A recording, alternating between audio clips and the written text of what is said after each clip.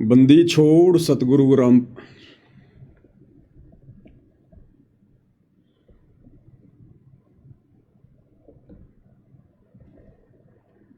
Cancel करके दोबारा कर ले।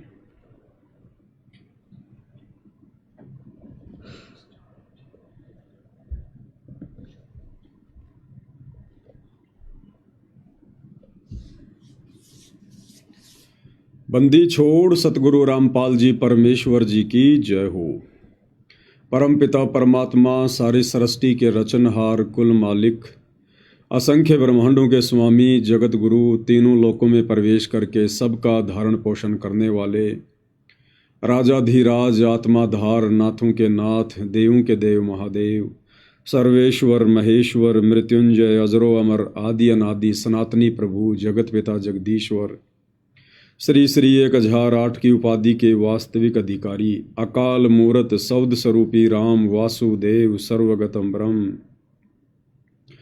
परम पूज्य प्रथम पूज्य परम संत परम पुरुष परम धनी परम दयालु सत्य कबीर हक्का कबीर अल्लाहु कबीर अल्लाहु अकबर बाखबर अल्लाह ताला जगत के तारणहार जगत के मुक्तिदाता जगत के जगन्नाथ हारे के सहारे हिंदुओं के राम मुसलमानों के अल्लाह सिखों के वाहिगुरु ईसाइयों के मसीह दया के सागर दयानिधि करुणा के सागर करुणानिधि स्वयंभू परिभू संकट मोचन कष्ट हरण मंगल करण दुख भंजन अविगत कबीर निर्विकार निर्विषम परमात्मा अलय अलेख सतगुरु आदि अनादि सतगुरु असली मर्यादा पुरुषोत्तम असली राम असली कृष्ण असली घनश्याम असली मुरारी राजाओं के राजा महाराजाओं के महाराजा शहंशाहों के शहंशाह सम्राटों के सम्राट भगवानों के भगवान अल्लाहों के अल्लाह प्रभुओं के प्रभु मसीहाओं के मसीह सच्चे वाहिगुरु बाबाओं के बाबा पीरों के पीर सेठों के सेठ जगत सेठ सावड़सा सेठ सर्वगुण संपन्न अनंत कोटि कलाओं के स्वामी अनंत कोटि ब्रह्मांडों के नायक योगियों में महायोगी ध्यानियों में महाध्यानी सिद्धों में परम सिद्ध ज्ञानियों में तत्वज्ञानी ब्रह्म ज्ञानी महाज्ञानी परम ज्ञानी सर्वश्रेष्ठ ज्ञानी विज्ञानी युवा कबीर समर्थ कबीर असमवात अमित ओजा सच्चे रहनुमा करीम अल्लाह शुभान अल्लाह दुनिया के अंतिम पैगंबर 8 सितंबर 1951 से गांव धनाना जिला सोनीपत हरियाणा भारतवर्ष की पावन भूमि पे प्रकट रियल कल्कि भगवान श्री नारायण साकार हरि श्री बाबा साहेब नूर अनंत परमात्मा सच्चे दरवेश सच्चे बाखबर संत श्रोमणी सतगुरु रामपाल जी परमेश्वर जी के चरण कमल में साध संगति से जुड़े हुए आप और हम सभी सत्सेवक भाई बहनों का अनंत कोटि दंडवत प्रणाम। सत्साई भाई और बहनों, बहुत बड़ी दया बहुत बड़ी मेहर पूज्य गुरुदेव भगवान की सतगुरु रामपाल जी परमेश्वर जी की जिनके शुभ आशीर्वाद से विशेष आशीर्वाद से आप और हम सभी सत्सेवक भाई बहन साध संगति से जुड़कर ज्ञान को आधार बनाकर हर प्रकार से मर्यादाओं में रहते हुए संघर्ष करते हुए निरंतर अपनी आत्मा के कल्याण हेतु गुरुदेव के प्रत्येक वचन में रहते हुए भक्ति मार्ग पर आगे की ओर बढ़ रहे हैं। भाई और बहनों, पूज्य गुरुदेव भगवान की विशेष रजा के बिना विशेष आशीर्वाद के बिना इस कलयुग की बिचली पीढ़ी में इस भक्ति मार्ग पर शास्त्र अनुकूल शत भक्ति मार्ग पर जो कि कांटों की सेज है, बड़े बड़े ऋषि मुनि साधु संत महात्मा आचार्य शंकराचार्य इस मार्ग पर नहीं टिक पाए नहीं चल पाए और इस घोर कलयुग में आप और हम जैसे दो कौड़ी के जीव निर्बाध रूप से बुलेट ट्रेन की तरह आगे बढ़ रहे हैं। तो ये इस बात का प्रतीक है, इस बात का सूचक है कि परमेश्वर रामपाल जी की आप और हम सभी सत्सेवक भाई बहनों के ऊपर असीम छप्पर फाड़ दया है और इस रजा को हम सभी ने इसी प्रकार से निरंतर बना के रखना है। भाई और बहनों, परमेश्वर रामपाल जी ने अपने भक्तों को केवल 2 ही कार्य बताए हैं। पहला कार्य है कि मर्यादा में रहकर इस भक्ति को सफल करना और दूसरा जितना हो सके इस ज्ञान का प्रचार करना, यानी महिमा करना। सतगुरु की महिमा करना सबसे बड़े प्रचार में आता है, सबसे बड़े प्रचार में। और ये दोनों कार्य गुरुदेव भगवान हम सभी सत्सेवकों से पिछले 8 वर्षों से करवा रहे हैं। तो ये भी एक विशेष संकेत है कि गुरुदेव भगवान की हम सभी के ऊपर विशेष रजा है। भाइयों और बहनों, इन दिनों सोशल मीडिया पर जो अखबार की कटिंग आ रही हैं सतगुरुदेव भगवान के विषय में कि कोर्ट ने उनकी जमानत का रास्ता साफ कर दिया है, अब सतगुरु रामपाल जी जमानत पर बाहर आ सकते हैं। तो भाइयों और बहनों, आप और हमें अच्छे से पता है, बाकी लोगों को पता हो या ना हो, कि परमेश्वर किन परिस्थितियों में बाहर आएंगे। वैसे देखा जाए ज्ञान आधार से तो वर्तमान में गुरुदेव भगवान के हिसार जेल से बाहर आने का जो समय है वो उचित समय नहीं है। हालांकि ये परमात्मा की अपनी मौज, उनकी अपनी मेहर, वो क्या करेंगे क्या नहीं करेंगे, लेकिन आप और हम तो जीव हैं और जीव केवल परिस्थितियों के अनुसार ही आंकलन लगा सकता है। तो जिस प्रकार से गुरुदेव भगवान के जेल से बाहर आने की बातें हो रही हैं जमानत पर, तो दास को तो ज्ञान आधार से यह लगता है कि परमात्मा मुश्किल ही रजा करेंगे, क्योंकि वर्तमान समय उनका हिसार जेल से बाहर आने का उचित समय नहीं है। कुछ भी तो नहीं बदला, कुछ भी तो नहीं सुधरा। अभी तो परमेश्वर जिन भक्तों की आंखें खोलने के लिए गए थे, उन भक्तों की ही ढंग से आंखें नहीं खुली हैं। कुछ भी नहीं बदला अभी, कुछ भी। तो ज्ञान आधार से तो दास को लगता है कि बड़ा मुश्किल है इस समय परमेश्वर जी का बाहर आना। कोर्ट की तरफ से रास्ता साफ हो या ना हो, परमेश्वर कभी कोर्ट के भरोसे नहीं बैठा करते हैं। संत अपनी मर्जी के मालिक होते हैं, दुनिया उनकी गुलाम होती है। दुनिया में जज भी आ गया, वकील भी आ गया, प्रधानमंत्री भी आ गया, सब आ गए। तो कोर्ट की तरफ से अगर रास्ता साफ भी हो जाता है, और यदि गुरुदेव भगवान ना आना चाहें तो कोर्ट कोई जबरदस्ती बाहर नहीं कर सकता। परमात्मा है, परमात्मा कुछ भी कर सकता है, उनके संकेतों से सब कुछ चलता है। जब तक गुरुदेव भगवान का संकेत नहीं होगा तब तक जज की कलम कुछ नहीं कर सकती, कुछ भी। यहां के वकील, यहां के जज तो छोड़िएगा, इस पूरी पृथ्वी पर ना जाने 200, 250, 300 जितने भी देश हैं, उनमें हर देश का एक संविधान है, हर देश का एक सुप्रीम कोर्ट है। तो यहां के जज तो बहुत छोटी चीज हैं। तीनों लोगों का जज धर्मराज, उसकी कलम भी परमेश्वर रामपाल जी के संकेत से चलती है। तो हम सत्सेवक भाई बहन केवल वर्तमान परिस्थितियों के अनुसार आइडिया लगा सकते हैं कि फिलहाल परमेश्वर जी का हिसार जेल से बाहर आने का उचित समय नहीं है। परमेश्वर ने तो बहुत कुछ करना है, दूध का दूध और पानी का पानी करना है। ये जबरदस्ती तो भगवान करेंगे नहीं। और अब गुरुदेव भगवान यदि बाहर आते हैं तो गुरुदेव कोई पैरोल पर तो आएंगे नहीं कि 15 दिन के लिए आ गए, 20 दिन के लिए आ गए। जिस प्रकार से कोर्ट उनके विषय में कह रहा है, उस हिसाब से गुरुदेव जमानत पर आएंगे। और जमानत का मतलब क्या होता है? जब तक वो केस अपने फाइनल डिसीजन पर नहीं पहुंचता है, उसमें चाहे 2 साल लगो चाहे 4 साल लगो, तब तक गुरुदेव भगवान बाहर रहेंगे, बाहर। और भाइयों और बहनों, ये तेजी से परिस्थितियां बिगड़ने का समय है। तेजी से परिस्थितियां बिगड़ेंगी और परमात्मा के भी कुछ नियम हैं, कुछ उसूल हैं। मालिक भी उन प्रकृति के नियमों के साथ में छेड़खानी नहीं करते हैं, जबरदस्ती तो किसी का बचाव करेंगे नहीं। तो ये दुनिया तो अपनी मौत मरेगी मरेगी, परेशानियां उठाएंगी। और गुरुदेव भगवान आश्रम में बैठे रहेंगे, सब कुछ देखते रहेंगे। और दुनिया कहेगी तुम लोग बड़ी बड़ी डींग मारा करते थे कि हमारे गुरुजी ये कर सकते हैं, हमारे गुरुजी वो कर सकते हैं। अब तो तुम्हारे गुरुजी जेल से बाहर आ गए, अरे अब तो तुम्हारे गुरुजी आश्रम में बैठे हैं, फिर क्यों नहीं तुम्हारे गुरुजी दुनिया को रात दे रहे? क्यों ना तुम्हारे गुरुजी परिस्थितियों को बदल रहे? तो दुनिया का और अविश्वास भक्ति और भगवान पे बढ़ता चला जाएगा। दूसरी बात,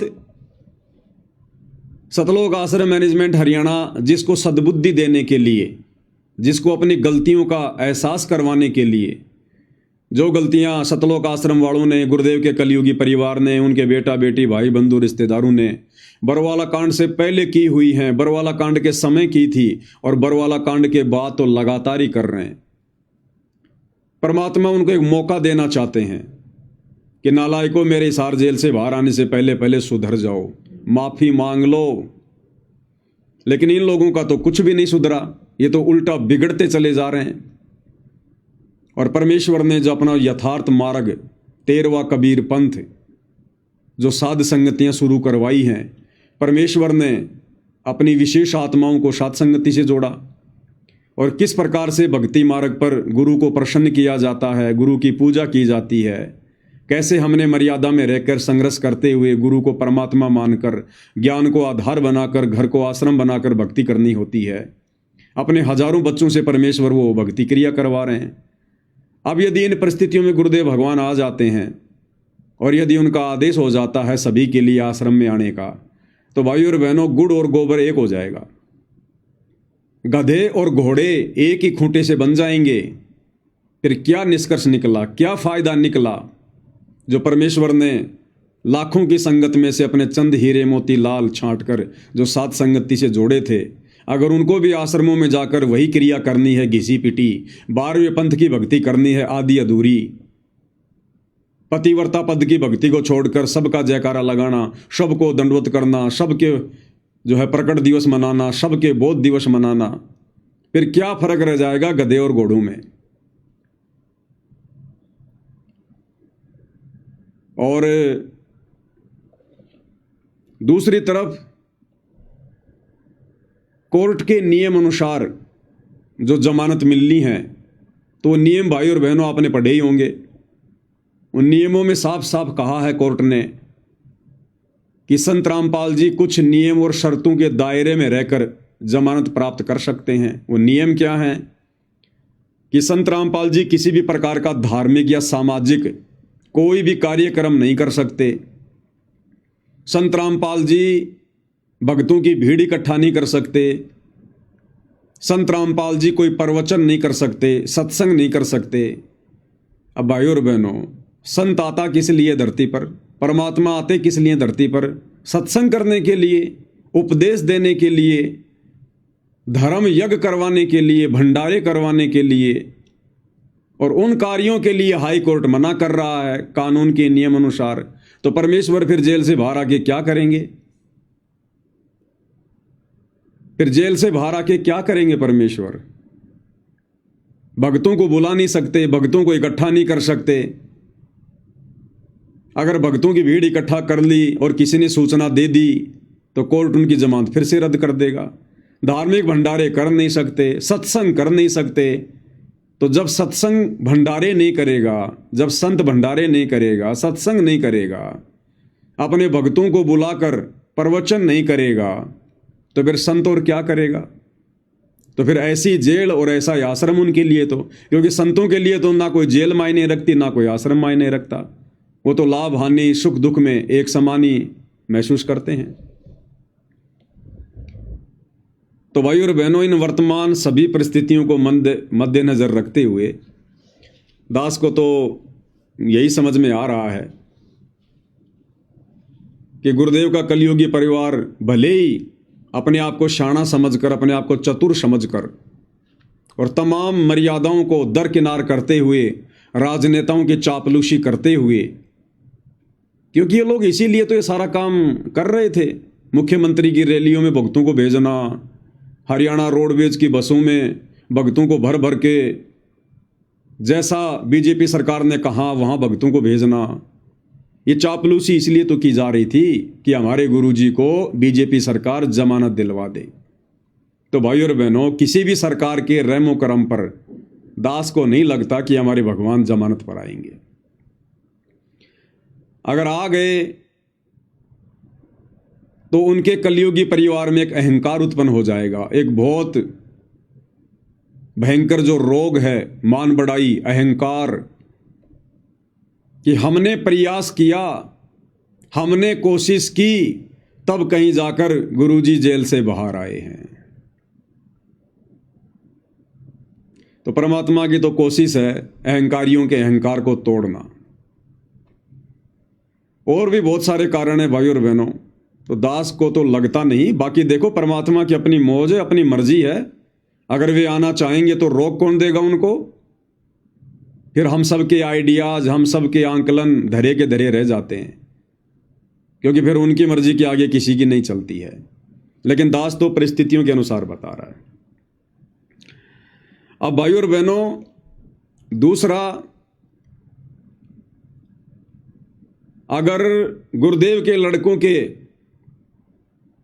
प्रयासों से और बीजेपी सरकार के सहयोग से अगर गुरुदेव भगवान जमानत पर बाहर आते हैं तो रहेंगे कहाँ, जाएंगे कहाँ? भाई जो लोग जमानत करवा के ला रहे हैं उन्हीं लोगों के पास जाएंगे। और ये कहाँ लेके जाएंगे?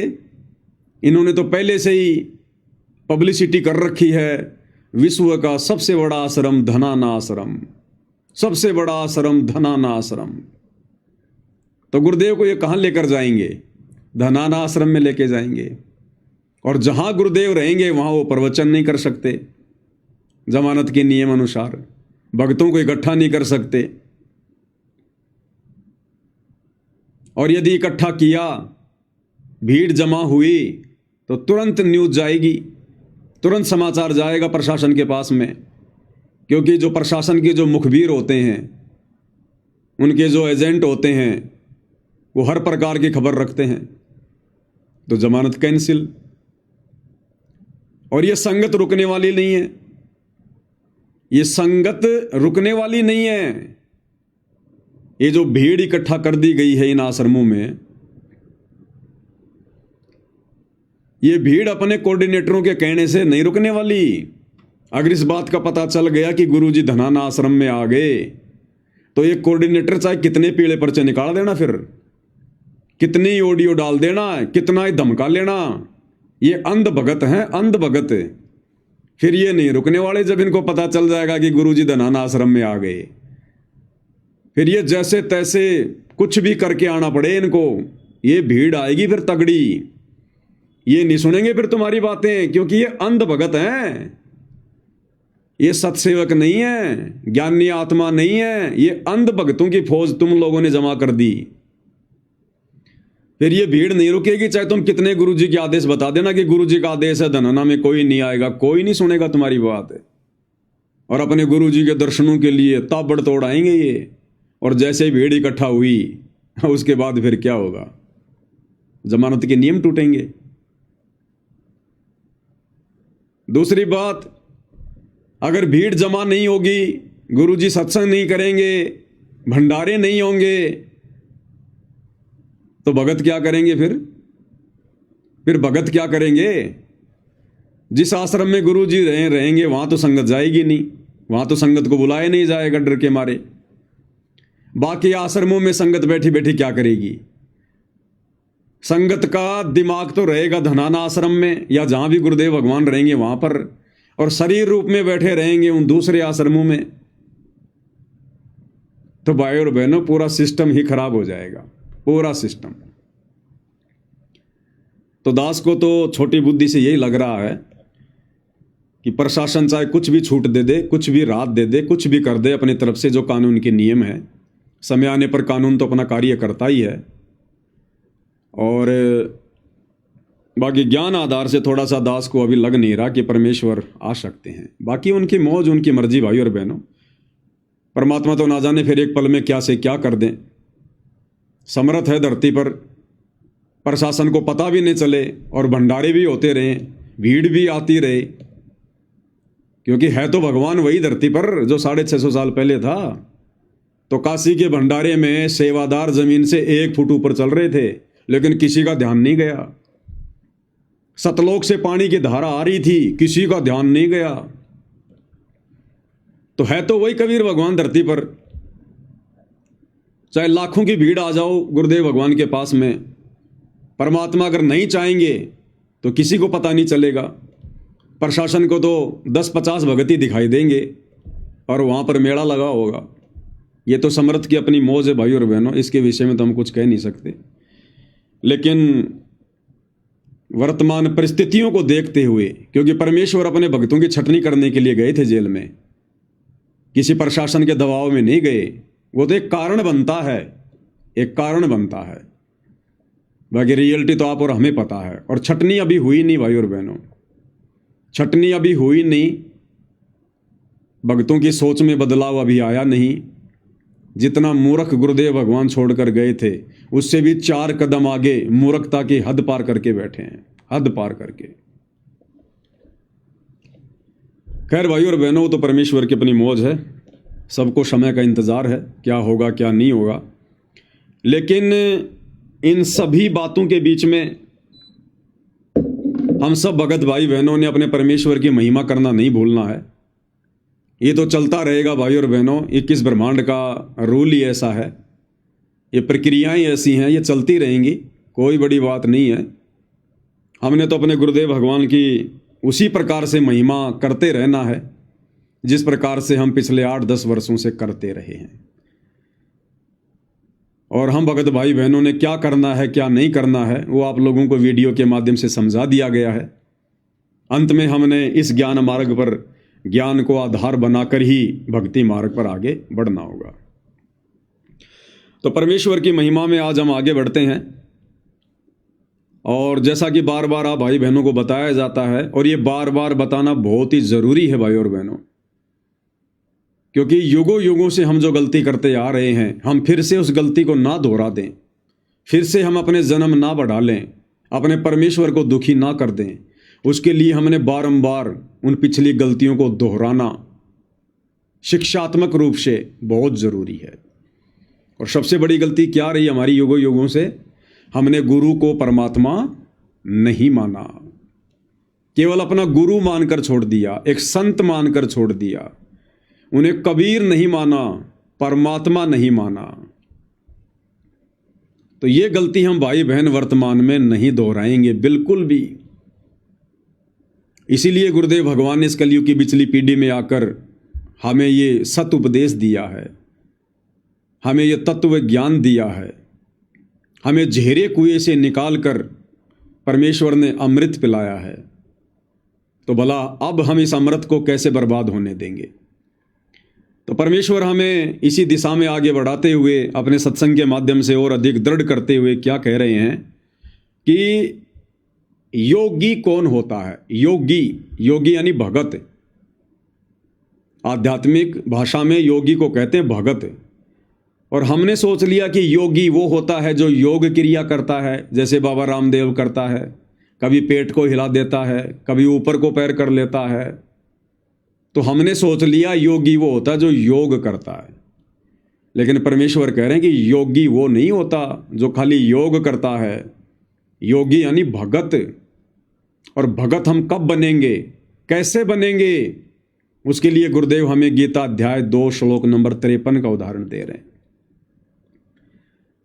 कि जब तक मन में उठने वाली तरह तरह की शंकाओं का मर्दन नहीं हो जाएगा, हमारी हर प्रकार की शंकाओं का समाधान नहीं हो जाएगा, जब तक हम छोटी छोटी बातों को लेकर मन में शक और संदेह पैदा करना नहीं छोड़ देंगे, किसी के भी कहने से विचलित होना नहीं छोड़ देंगे, और जब तक हमारी बुद्धि किसी निष्कर्ष पर जाकर नहीं टिक जाएगी, तब तक तो हम योग को भी प्राप्त नहीं होते, अर्थात हम एक सच्चे भगत भी नहीं कहला सकते।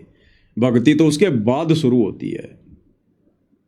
तो परमेश्वर क्या कह रहे हैं, और उसके बाद एक मानचित्र का उदाहरण देकर परमेश्वर हमें समझा रहे हैं कि भक्ति मार्ग के फैसले देखा देखी में नहीं लिए जाते, भेड़ चाल में नहीं लिए जाते, भीड़ को देखकर नहीं लिए जाते।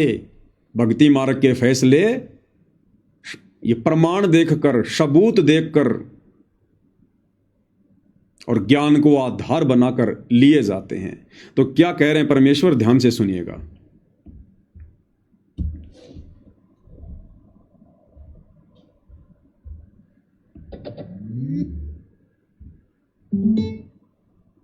जो वेद बताते हैं वही हमारे हमारे वो महापुरुष बताते हैं जिनको भगवान मिले। तो इस ज्ञान को सुनने के बाद फिर आप संशय रहित हो जाओगे। और श्रीमद् भगवत गीता अध्याय नंबर 2 के श्लोक नंबर 53 में यही कहा कि अर्जुन, जिस समय तेरी बुद्धि नाना प्रकार के भ्रमित करने वाले ज्ञान वचनों से हटकर एक परमात्म ज्ञान पर, तत्व ज्ञान पर आश्रित हो जाएगी, यानी फाइनल हो जाएगी, तब तो तू योग को प्राप्त होगा। योग प्राप्त होना यानी योगी बनेगा। योगी माने भगत बनेगा। योगी ये नहीं होता जो पेट का पानी हिला दे, ऊपर न पैर कर लिए नीचे न कर लिए, ये तो एक शारीरिक एक्सरसाइज है।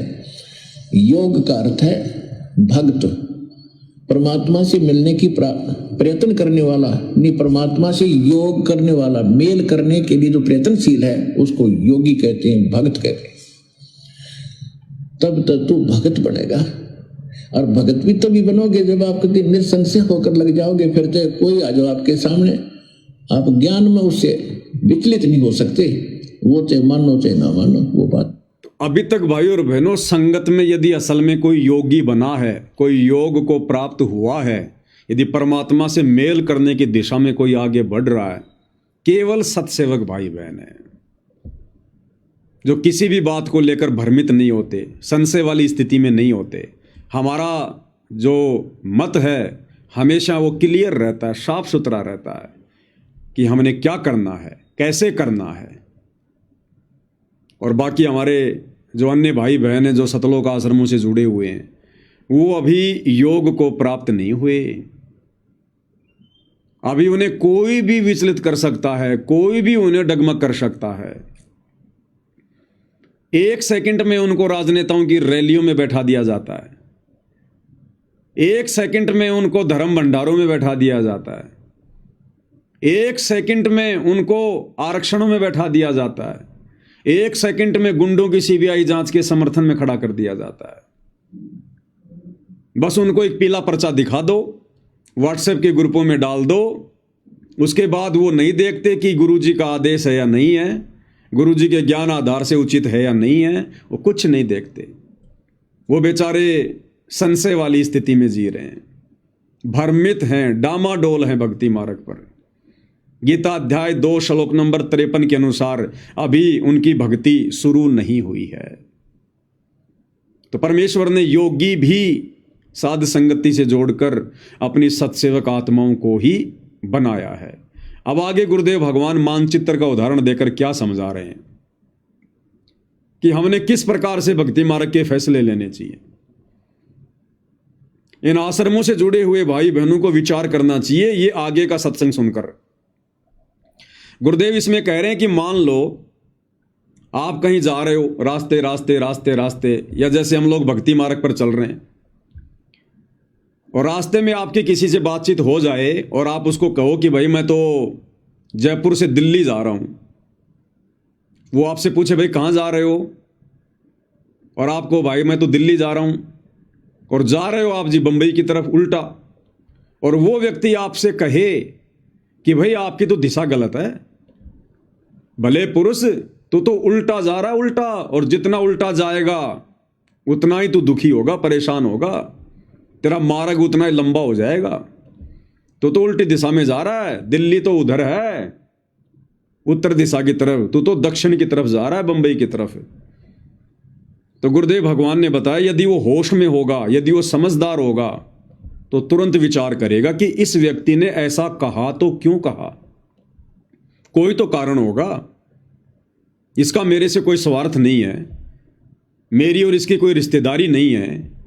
और ये व्यक्ति यदि कह रहा है कि भाई तेरी दिशा गलत है, तो गुरुदेव कह रहे कि समझदार भगत ने, समझदार व्यक्ति ने चिंतन करना चाहिए, उससे पूछना चाहिए कि भाई आपने ऐसा क्यों कहा। मैं तो बहुत सोच समझ के चला हूं, अपने घर से तफ्तीश करके चला हूं, मैं आपकी बात क्यों मानूं कि मैं गलत दिशा में जा रहा हूं। अब यदि वो व्यक्ति उसको मानचित्र दिखाकर समझाए कि भाई देख तू यहां खड़ा है, हाँ भाई यहां खड़ा हूं मैं, और देख जाना है तुझे दिल्ली, और दिल्ली तो भाई इस तरफ देखो उत्तर दिशा में है, और तू कहां जा रहा है, तू जा रहा दक्षिण में बंबई की तरफ, देखिए मानचित्र तेरे सामने। उसके बाद यदि वो व्यक्ति होश में होगा, भांग नहीं पी रखी होगी काल की, तो वो व्यक्ति चिंतन मनन करेगा कि भाई वास्तव में अब भी कोई संशय रह गया। अगले ने मानचित्र खोल के दिखा दिया, प्रमाण दे दिया कि मैं कहां खड़ा हुआ हूं और मुझे जाना किधर था और मैं जा किधर रहा हूं। उसने फिर उस व्यक्ति का धन्यवाद करना चाहिए कि आपने मेरा समय बचा दिया। इसी प्रकार भक्ति मार्ग पर गुरुदेव भगवान समझा रहे हैं कि भक्ति मार्ग पर यदि आपकी दिशा गलत है, आप यदि अपने गुरुदेव के नियमों के विरुद्ध चल रहे हैं, भक्ति विरुद्ध कार्य कर रहे हैं, और यदि कोई सत्सेवक भाई बहन साथ संगति वाले रोका टोकी करते हैं, वीडियो बनाकर तुम्हें समझाते हैं कि तुम्हारी दिशा गलत है, तुम सही नहीं जा रहे, गुरुदेव ने हमें जिस भक्ति वाली दिशा में जाने के लिए बताया है, जिन नियमों को फॉलो करने के लिए समझाया है, तुम उसके विपरीत जा रहे हो, तुम भ्रमित हो भाई, भ्रमित। अब गुरुदेव ने बताया अगर वो समझदार भगत होगा तो तुरंत विचार करेगा और कहेगा भाई आपने ये बात क्यों कही, मेरे को तो मेरे कोऑर्डिनेटर ने यही बताया है कि गुरुजी का आदेश है, देखो पीड़ा पर्चा आ गया, हमने राजनीति करनी है, परशुराम जी की जयंती में जाना है, सिरसा अनाज मंडी कबीर जी की जयंती मनानी है, अयोध्या में भंडारा लगाना है, जाटों के आरक्षण में बैठना है, गुंडों की सीबीआई जांच में जाना है, समर्थन करना है, 5 लाख रुपए चंदे के रूप में देने हैं, जाटों की धर्मशाला बनानी है, अन्नपूर्णा योजना के तहत गांव गांव जाकर आलू प्याज टमाटर बांटना है, लोगों के मकान बनाने हैं। आप कैसे कह रहे हो, हमारे कोऑर्डिनेटर ने तो यही बताया। अब यदि सत्सेवक भाई बहन आपको मानचित्र दिखा देते हैं, रियल भक्ति का संविधान की गुरु ने क्या बताया, भाई तेरा कोऑर्डिनेटर गुरु है या सतगुरु रामपाल जी हैं, भाई सतगुरु रामपाल जी हैं, तो सतगुरु रामपाल जी ने जो भक्ति विधि बताई है, भगत की जो रहनी करनी बताई है, क्या करना है क्या नहीं करना है, कौन से कर्म करने हैं कौन से कर्म छोड़ने हैं, अगर तुझे वो बता दिए जाएं, वो नियम बता दिए जाएं, तुझे वो विधान तेरे सामने रख दिया जाए, तब तो मानेगा। तो समझदार भगत तो कहेगा हाँ भाई फिर तो मानना ही पड़ेगा, फिर मैं कोऑर्डिनेटर की क्यों मानूंगा, मैं तो अपने भगवान की मानूंगा। तो गुरुदेव भगवान का संविधान है, उनके सत्संग, उनके द्वारा लिखी गई पुस्तकें,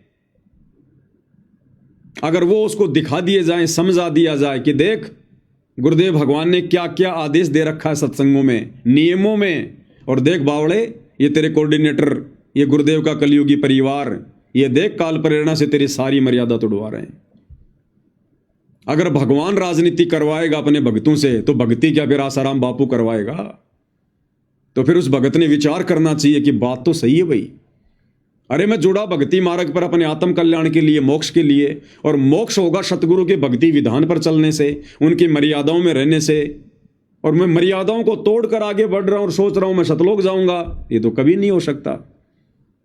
तो गुरुदेव ने बताया कि जो रियल में जो भगत बीज होगा, अच्छी आत्मा होगी, वो तो विचार करेगी, और जो मूर्ख होगा ना, मूर्ख अज्ञानी प्राणी होगा, जिसके संस्कार कमजोर होंगे, उसको यदि कोई सच्ची बात बताई जाएगी तो वो लड़ेगा, झगड़ेगा कि तेरे को क्या लेना देना है, मैं ठीक जा रहा हूं, तू अपना काम कर, आया बड़ा ज्ञानी ज्ञान देने के लिए। तो वो तो फिर मूर्ख आदमी है। फिर तो परमात्मा कहते हैं गधे की आंख में अगर आप घी डालना चाहोगे तो वो यही समझेगा कि एक मेरी आंख फोड़ना चाह रहा है। तो परमेश्वर हमें किस प्रकार से अपने सत्संगों में आदेशित करते हैं, निर्देशित करते हैं। इसलिए भाई और बहनों, गुरुदेव भगवान बार बार कहते हैं कि बच्चों आपने सत्संगों को बहुत ध्यान से सुनना चाहिए, एक एक शब्द पे विचार करना चाहिए कि गुरुदेव कह क्या रहे हैं, क्योंकि ये सामान्य सत्संग नहीं है, ये सत्यनारायण कथा है, युगों युगों से हमें अब सुनने को मिली है। सत्यनारायण कथा, सत्यनारायण हमारे गुरुदेव भगवान है, विष्णु जी नहीं है। ये त्रिलोकी विष्णु सत्यनारायण नहीं है, सत्यनारायण यानी सच्चा परमात्मा, अविनाशी परमात्मा। और सत्यनारायण कथा ये विष्णु जी की कथा नहीं है। सतगुरु रामपाल जी परमेश्वर हमें जो सत्संग सुना रहे हैं, ये है सत्यनारायण कथा, और ये बैठे हमारे सामने सच्चे सत्यनारायण भगवान। तो समझदार आत्मा तो फिर विचार करेगी। तो किस प्रकार से गुरुदेव हमें आदेशित कर रहे हैं, सुनिएगा। तो ये ज्ञान ऐसा है, आपको उस स्थिति में ला देगा कि आप डगमग नहीं हो सकते। इसके अतिरिक्त विश्व में आपको ज्ञान और भगवान दिखाई नहीं देगा, स्वप्न में भी। और तभी आप दृढ़ होगे। जब हम किसी मार्ग पर चल रहे हैं और आगे जाकर सैकड़ों रास्ते बन जाते हैं, आपके पास मैप है और आपको खूब पढ़ा रखा है, समझा रखा है कि ये मैप अपना रास्ता ये रहेगा, इसके बाद बहुत से रास्ते हैं वो अलग हैं, उनमें नहीं जाना। तो फिर आप कैसे मिसगाइड हो जाओगे? तो ये जो ज्ञान आपको दिया जा रहा है, सतलोक जाने का एक मैप आपके सामने रखा जा रहा है। और इस मार्ग पर आप विचलित होगे तो पता नहीं कहां जाकर रुकोगे। फिर अब तक हमारे साथ ऐसा ही बनता रहा, हम भक्ति मार्ग पर चले, रास्ते में किसी ने विचलित कर दिए, हम दिशा बदल गए और हजारों कोस दूर चले गए यथा स्थान से, और फिर हम यही के यही रह गए। तब तक सवेरा हो गया, सवेरा माने मृत्यु होगी। तो अब हमने दृढ़ रहना है, इस ज्ञान को आधार बनाकर इस भक्ति रूपी सफर पर अपन चलना है। तो गुरुदेव कह रहे अब हमने दृढ़ रहना है इस भक्ति मार्ग पर, ज्ञान को आधार बनाकर। अब हमने किसी के कहने से डगमग नहीं होना, चाहे गुरुजी का लड़का हो, चाहे गुरुजी की लड़की हो, चाहे गुरुजी का भाई हो, चाहे कोई कोऑर्डिनेटर हो, कोई जी भी हो इस भक्ति मार्ग पर। अगर सत्संग हमारे समझ में आ गए, ज्ञान हमारे समझ में आ गया, मानचित्र अच्छे से भक्ति वाला समझ में आ गया, तो फिर हमें कोई विचलित नहीं कर सकता, डगमग नहीं कर सकता। हम उससे 50 सवाल पूछ लेंगे, 50, कि भैया ये राजनेताओं की रैलियों में भेजने का आदेश गुरुजी ने तुम्हें कब दिया? कब दिया गुरुदेव ने आदेश? कौन से सत्संग में कहा गुरुदेव ने? राजनीति तो गुरुजी के समय भी होती थी। गुरुजी ने तो कभी भी अपने भक्तों को मोदी की रैली में या मुख्यमंत्री की रैलियों में नहीं भेजा, परशुराम की जयंती में नहीं भेजा। गुरुजी आन उपासना छुड़वाते हैं या फिर आन उपासना करवाते हैं। गुरुजी ने तो कभी नहीं कहा कि तुम किसी गुंडे की सीबीआई जांच का समर्थन करो, गैंगस्टर की सीबीआई जांच का। गुरुजी ने तो कभी नहीं कहा कि तुम जगत वालों को जो मतलब चंदा दो। तो तुम लोग क्या करवा रहे हो हमारे से, और नाम तुम गुरुजी का ले रहे हो। तो गुरुजी ने कब कहा, कब आदेश दिया, कौन से सत्संग में दिया? जरा वो सत्संग तो दिखाओ, उस पुस्तक में तो लिखा हुआ दिखाओ। तो भाई हम तुम्हारी बात क्यों माने? हम तो गुरु की बात मानेंगे, तब हमारा मोक्ष होगा। लेकिन इतना बुद्धि विवेक तो भाई और बहनों वर्तमान में इस काल ने संगत में छोड़ा ही नहीं। इतने सवाल जवाब करने की हिम्मत काल ने छोड़ी नहीं। भक्तों के घुटनों का पानी निकल चुका है। देखा देखी भेड़ चाल, तो बताओ फिर कैसे सफलता प्राप्त करेंगे? अरे हमने निष्कर्ष निकालना चाहिए, क्योंकि ये परीक्षा का समय चल रहा है। हमने हर प्रकार से एक एक कदम फूक फूक के रखना चाहिए, मंथन करना चाहिए। वैसे भी आम समाज में एक समझदार व्यक्ति होता है ना, और उसको यदि कोई बात पूछी जाती है वो भी तुरंत जवाब नहीं देता। समझदार व्यक्ति क्या करेगा? ठीक है भाई, थोड़ा सा मेरे को समय दो, 1-2 दिन का, सोच समझ के फिर मैं बताऊंगा। जगत वाले भी इतना बुद्धि विवेक से चलते हैं, और हम भगत होकर हमें आश्रम में बुला लिया गया कि गुरुजी के दर्शन होंगे, गुरुजी लाइव दर्शन देंगे, आ जाओ आ जाओ आ जाओ, दौड़ लियो भगत।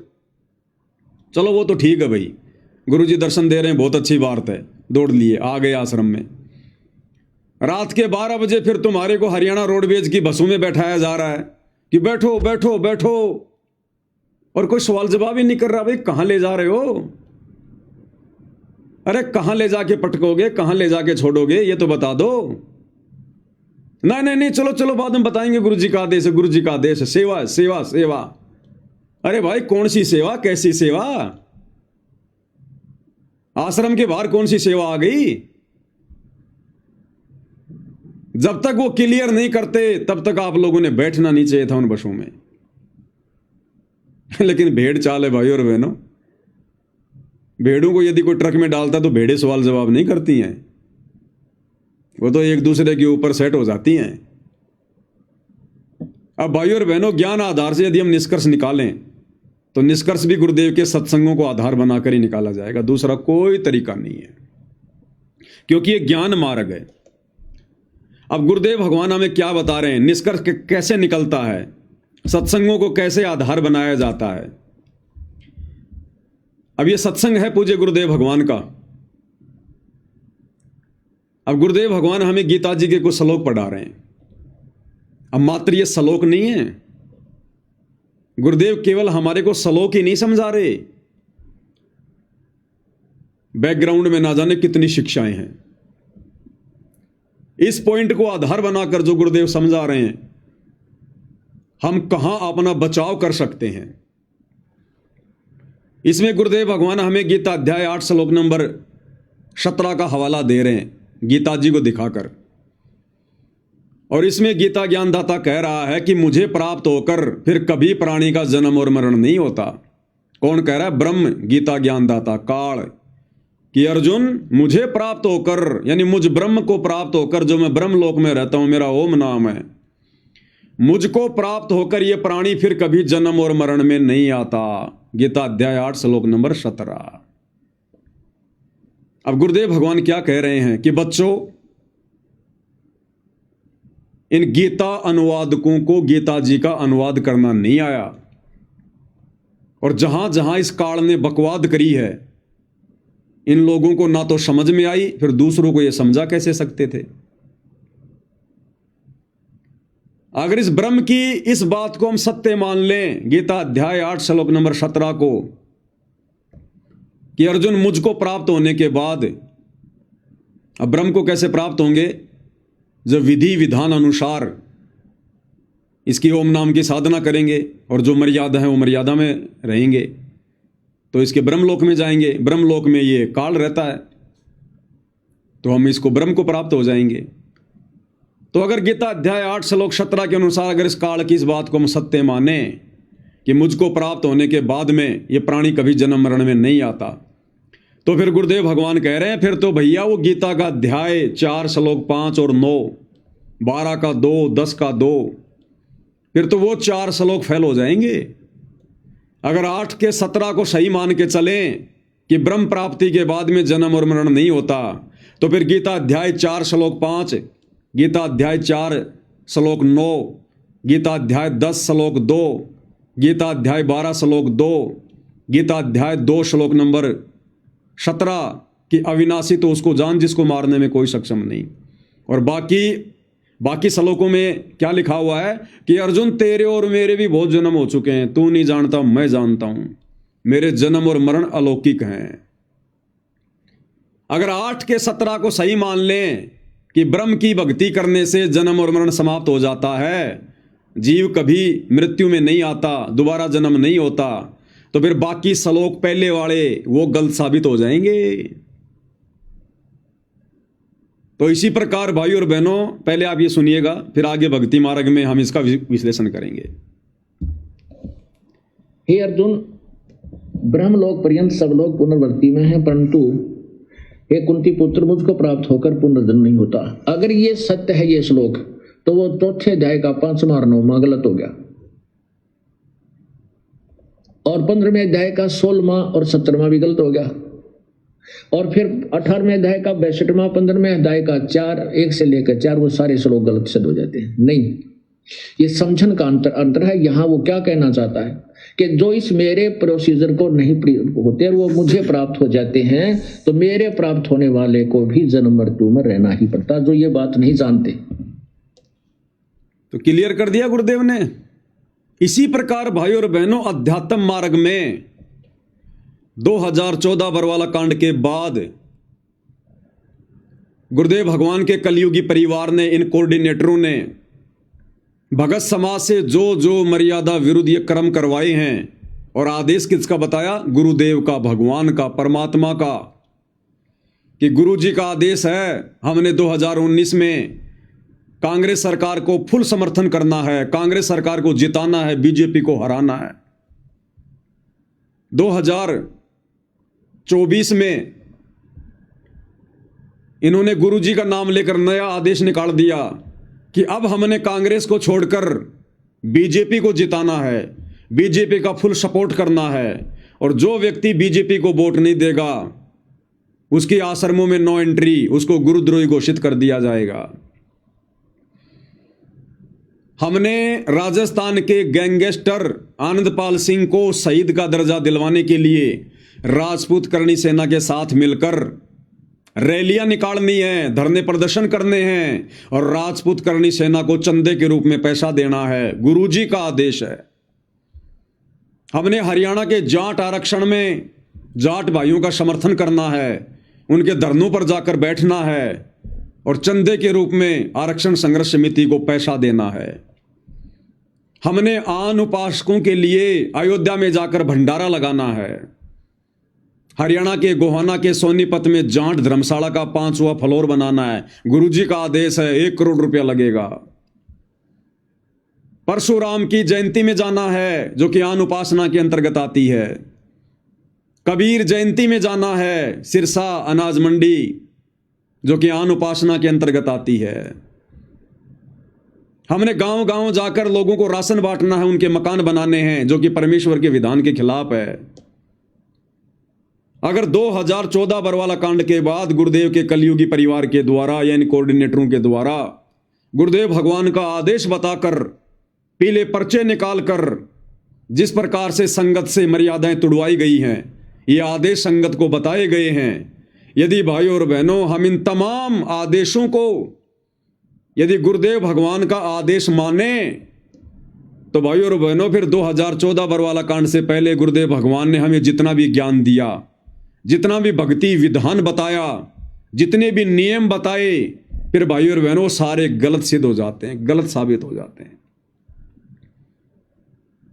अगर गुरुदेव के परिवार के द्वारा बताए गए भक्ति विरुद्ध बातों को गुरुजी का आदेश माना जाए तो 2014 बरवाला कांड से पहले गुरुदेव ने दिन रात एक कर दिए हमें भक्ति विधान समझाने के लिए, सत्संग करने के लिए।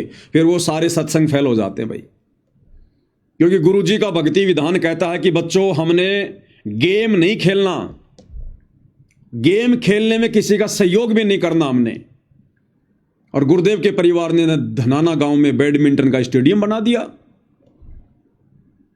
तो किसका विधान सही, किसका विधान गलत? फिर तो गुरुदेव भगवान दोगले हो गए। 2014 से पहले तो वो क्या बताया करते थे और इन लोगों के अनुसार फिर 2014 के बाद जेल में जाकर वो क्या आदेश दे रहे हैं।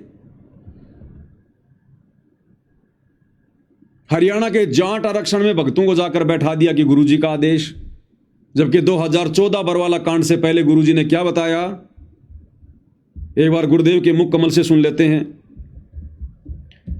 गुरुदेव भगवान कहते हैं, दुनिया से ती दोस्ती पड़े भजन में भंग, एकाएकी राम से या साधु के संग। कबीरा दुनिया से ती दोस्ती ओए भजन में भंगे, एकाएकी राम से है कै साधु के संगे। बिना सत्संगी के पास बैठने में भी आपको पाप लगेगा, आपका भजन भंग हो सकता है। तो इसलिए बताया, या तो अपने सत्संगी द्वारा जा बैठे या फिर अपना नाम पर लगा रहे। अगर आप किसी दूसरे के पास बैठोगे हुक्का पाड़ पे तो जान देने का लो पी लो न मेरे यार, तो उन्होंने कहेगा ना मन तो छोड़ दिया। क्यों क्या हो गया भाई, नाम ले लिया ओ तुरे सोचू खा कर बिल्ली नो गया आज करन चाली, यानी 36 ताने मारेगा और फिर नो कहेगा भाई काल न तो दरवट्टी भी छुटवाओगे तेरी, यो नारा है सत्संग देखा। तो आपके मन में विक्षेप हो सकता है, 1 दिन में 2 दिन में 3 दिन में तो जरूर अपना रंग वो चढ़ा कर मानेगा। तो इस करके उड़ा बैठे नहीं उस दौरा अपना सत्साहिब कर उठ कर चलता बना। कोई प्रेमी दौरा बैठे, प्रेमी नहीं है तो अपनी कैसेट ला ले, कैसेट भी नहीं है तो अपना नाम सुमन लाग जा, खेत में चला जा, घूमे जा, भजन करें जा, अपना डोला पा हंडे जा, वैसे बैठ कर ले जा डेके में धूप में कोठड़े का गए अपनी चारपाई ना कर। तो कहते हैं कबीरा रसरी पाँव में के सोवे सुख चैने, यो श्वास नंगारा कूच का तेरा बाज रहा दिन रहने। तो अगर बरवाला कांड के बाद में सतलोक आश्रम मैनेजमेंट हरियाणा के द्वारा गुरुजी का यह आदेश बताकर हमें हरियाणा के जाट आरक्षण में जाकर बैठने का, उनका समर्थन करने का, उनको चंदा देने का आदेश यदि हिसार जेल से था गुरुदेव का, तो भाई और बहनों फिर ये सत्संग फेल हो जाते हैं गुरुदेव भगवान के। फिर परमात्मा का सत्संग रूपी विधान फेल हो जाता है। 2014 बरवाला कांड के बाद इन लोगों ने गुरुदेव भगवान का आदेश बताकर कभी कांग्रेस का समर्थन करवा दिया, कभी बीजेपी का समर्थन करवा दिया। और गुरुदेव भगवान ने 2014 बरवाला कांड से पहले अपने प्रवचनों में राजनीति के विषय में क्या बताया कि भगत के लिए राजनीति कितनी खतरनाक है। एक बार गुरुदेव के मुख कमल से सुन लीजिएगा। इस दास के सामने भी आके एक आधा बोला जो ज्ञान को नहीं परिचित है, वो कहता जी मैं सरपंच का इलेक्शन लड़ लूं, सारा गांव को है तो उठ ले। अरे भले आदमी इंद्र की पदवी छोड़ के टिंडे ले लिए, ईपीपी इधर बैठेगा सरपंच की, उसमें के काट लेगा तू, अपना पीछा छुटा यहां तक क्यों करेगा, मिनिस्टर बनेगा तू। कहने का भाव ये अगर भक्ति करनी है तो ये बकवास त्यागनी होगी। अगर भक्ति करनी है तो ये राजनीति वाली बकवास त्यागनी पड़ेगी। ना राजनीति करनी, ना राजनीति में किसी का सहयोग करना। अगर गुरुदेव ने हमें शराब पीने से मना किया तो हम किसी को शराब पिलाने में सहयोग भी नहीं कर सकते। अगर गुरुदेव ने हमें मांस खाने से मना किया तो किसी को मांस खिलाने में और लाने में बनाने में सहयोग भी नहीं कर सकते। अगर गुरुदेव ने हमें बीड़ी सिगरेट पान मसाला खाने से मना किया है, हम किसी को लाकर भी नहीं दे सकते, माचिस भी नहीं दे सकते। इसी प्रकार यदि गुरुदेव ने हमें राजनीति करने से मना किया है तो फिर हमने राजनीति करने में किसी का सहयोग भी नहीं देना, किसी का समर्थन भी नहीं करना। फिर वो महापाप हो जाएगा, महापाप। तो बताओ भाई और बहनों, फिर किसका आदेश माने। और ये पीला पर्चा निकाल दिया गया 29/10/2020 को। सभी भगतात्माओं से प्रार्थना है कि सतगुरुदेव जी का आदेश आया कि बीजेपी को वोट देना है। अगर बीजेपी को वोट नहीं डाले तो उनकी कोई माफी नहीं होगी, उनका नाम शुद्ध नहीं होगा। और गुरुजी कह रहे हैं अगर तुमने राजनीति कर ली, सहयोग कर दिया, तो नालायक को तुम्हारा नाम शुद्ध नहीं होगा। तो भाई और बहनों, ये समाधान हमने गुरुदेव के सत्संगों में निकालना पड़ेगा। तो जिस प्रकार से इन ज्ञानहीन लोगों ने गीता जी को ना समझकर उसका उल्टा अनुवाद करके भगत समाज को उलझा दिया है, उसी प्रकार से इन कोऑर्डिनेटरों ने सतगुरु रामपाल जी परमेश्वर जी के कलयुगी परिवार वालों ने इस ज्ञान का अज्ञान करके अपना मनमाना आचरण लागू करके इन्होंने भगत समाज को उलझा दिया है। काल प्रेरणा से धीरे धीरे ज्ञान का ज्ञान करने में लगे हुए हैं। इसलिए परमेश्वर ने हमें यह तत्व ज्ञान युक्त सत्संग दिए कि बच्चों ये सत्संग तुम्हारे लिए टॉर्च का काम करेंगे, टॉर्च का काम। इस ज्ञान की रोशनी में तुमने स्वयं निर्णय करना है, नीर खीर का निबेरा करना है कि हमने गुरुदेव के द्वारा दिखाए गए मार्ग पर चलना है या काल प्रेरणा से गुरुदेव के कलयुगी परिवार के द्वारा हमें जो कुमार्ग दिखाया जा रहा है हमने उसके ऊपर चलना है। तो इस प्रकार से भाइयों और बहनों हमने सत्संगों का निष्कर्ष निकालना पड़ता है। अब यह संगत भाइयों और बहनों भ्रमित हुई कैसे? कारण एक ही है, ज्ञान को अच्छे से ना समझना। सत्संग को सुन के उसके ऊपर चिंतन मनन ना करना, यह सबसे बड़ी कमजोरी रही हमारी। तो गुरुदेव भगवान हमें क्या समझा रहे हैं एक सत्संग के माध्यम से? ठीक उसी प्रकार वर्तमान में यह लाखों की संगत भ्रमित हो चुकी है। जिस प्रकार से श्री ब्रह्मा जी की उस क्रिया को देखकर उसके वंशज भ्रमित हो गए, ब्राह्मण भ्रमित हो गए, और फिर उन ब्राह्मणों को देखकर बाकी समाज भ्रमित हो गया। उसी प्रकार आज वर्तमान में गुरुदेव के कलयुगी परिवार को देखकर कोऑर्डिनेटर भ्रमित हो गए, और फिर इन कोऑर्डिनेटरों को देखकर बाकी संगत भ्रमित हो गई। अब गुरुदेव भगवान हमें क्या समझा रहे हैं इस सत्संग में? इस सत्संग में गुरुदेव भगवान हमें कह रहे हैं कि जब ब्रह्मा जी उत्पन्न हुआ कमल के फूल पर, उसके बाद समुद्र मंथन में ब्रह्मा जी को चारों वेद दिए गए। ब्रह्मा जी ने चारों वेदों को पढ़ा, और चारों वेदों को पढ़कर ब्रह्मा जी ने एक ओम मंत्र सेलेक्ट कर लिया। बिल्कुल सही था, क्योंकि वेदों के अनुसार ओम मंत्र ही सत्य है। वेदों में केवल काल तक की साधना का वर्णन है, ओम नाम ही है। अब इस ब्रह्मा जी ने ओम नाम तो ले लिया वेदों से, और उसके बाद इसको आकाशवाणी हुई काल की कि तप करो तप करो, तपो तपो कर वाक्य सुनाया, लोक रचो बल मेरी माया। अब यहां ब्रह्मा जी फेल हो गया, यहां ब्रह्मा जी कंफ्यूज हो गया, और ब्रह्मा जी ने उस आकाशवाणी को परमात्मा की आकाशवाणी समझकर तप भी करना शुरू कर दिया, जबकि परमात्मा का विधान तो वेदों में है। तो ब्रह्मा जी ने वेदों के अनुसार तो ओम नाम की साधना शुरू कर दी, और उस आकाशवाणी को परमात्मा की आकाशवाणी मानकर, जो काल की आकाशवाणी थी, वेदों के विरुद्ध उसने तप करना शुरू कर दिया, क्योंकि तप करना वेदों में कहीं नहीं लिखा हुआ। अब ब्रह्मा जी की इस क्रिया को देखकर उसके वंशजों ने, मनु आदि ने यही प्रक्रिया करनी शुरू कर दी, और उन ब्राह्मणों को देखकर फिर आम समाज के लोगों ने शुरू कर दी। अब यही हालत वर्तमान में परमेश्वर रामपाल जी के सतलोक आश्रम से जुड़ी हुई संगत की हो गई। हम सभी भगत भाई बहनों ने शास्त्र अनुकूल शत भक्ति परमेश्वर रामपाल जी के सत्संगों से करनी शुरू कर दी।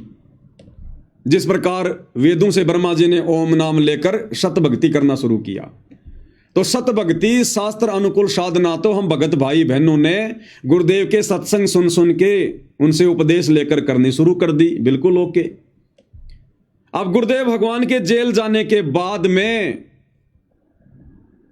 हिसार जेल से जो ऑडियो बताई गई, जो वीडियो बताए गए, जो लेटर निकाले गए, या कोऑर्डिनेटरों के द्वारा जो पीले पर्चे निकाले गए, उस आकाशवाणी ने भगत समाज को भ्रमित कर दिया।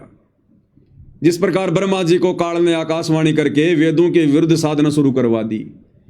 एक तरफ तो ब्रह्मा जी वेदों के अनुसार सत्साधना कर रहा है, और दूसरी तरफ उस आकाशवाणी के अनुसार मनमाना आचरण कर रहा है। तो इसी प्रकार बरवाला कांड के बाद में भगत समाज कंफ्यूज हो गया ब्रह्मा जी की तरह।